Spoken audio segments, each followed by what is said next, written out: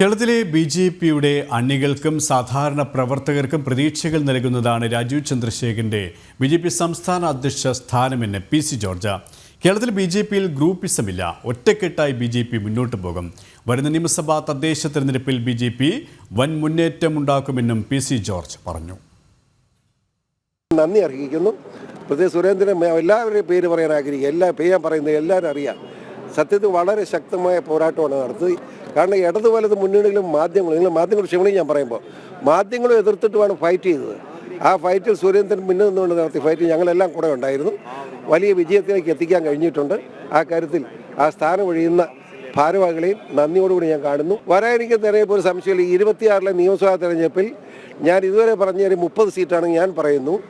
രാജീവ് ചന്ദ്രശേഖറും ആ പുതിയ ടീം വന്നു കഴിയുമ്പോൾ എൻ്റെ വിശ്വാസം കേരളം ഭരിക്കാനുള്ള ഭൂരിപക്ഷം കേരളത്തെ ജനങ്ങൾ നൽകുമെന്നാണ് എൻ്റെ വിശ്വാസം. അതേ എല്ലാ രീതിയിലും നല്ല കഴിവുള്ള ഒരു വ്യക്തിത്വമാണ്. തീർച്ചയായും ബി.ജെ.പിയെ സംബന്ധിച്ചിടത്തോളം ഇതിപ്പോൾ ഒരു ലാഭം. ബി.ജെ.പിയുടെ അണികളെ സംബന്ധിച്ച് ഇതിപ്പോൾ സന്തോഷകരമായ കാര്യം ഇല്ല എന്ന് തന്നെ പറയേണ്ടി വരും.